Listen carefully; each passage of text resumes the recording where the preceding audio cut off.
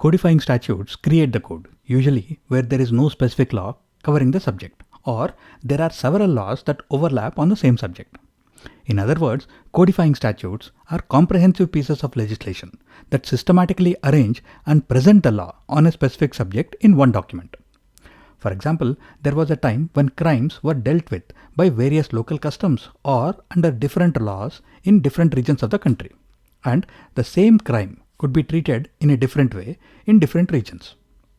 The government of that time created the Indian Penal Code, which standardized the definitions of various crimes and prescribed the punishments for such crimes, as would be applicable in a standardized manner all across British India.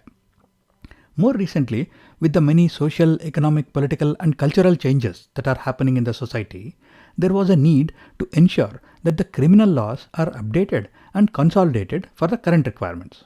So, the Bharatiya Nyaya Sanhita was enacted to replace the Indian Penal Code. Similarly, the Indian Contract Act was enacted to codify the law of contracts, especially since the concept of contracts was dealt with under the customs and traditions of different communities and regions of the country. And there was a need to standardize the rules and procedures related to contracts. Therefore, we can see that the main objectives of any codifying statute are clarity, coherence, accessibility, and certainty. Another example of a codifying statute is the Prevention of Sexual Harassment of Women in the Workplace Act. While deciding on the Vishaka versus State of Rajasthan case in 1997, the court saw that there was no single statute that dealt with this topic comprehensively. First of all, the court noted that sexual harassment is a violation of Articles 14, 15 and 21 of the Constitution, and also that India is a signatory to the UN Convention on the Elimination of All Forms of Discrimination Against Women, or CEDAW.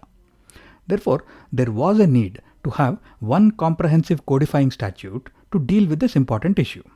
And in the absence of any such specific codifying statute, the court published a set of guidelines which were popularly known as the Vishaka Guidelines in 1997. And much later, in 2013, the government enacted a comprehensive codifying law on that subject, which is the Sexual Harassment of Women at the Workplace Prevention, Prohibition and Redressal Act.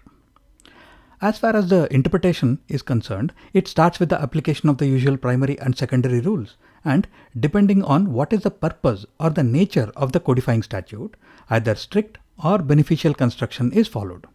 And any interpretation of any statute must be validated against the presumptions as to the interpretation of statutes.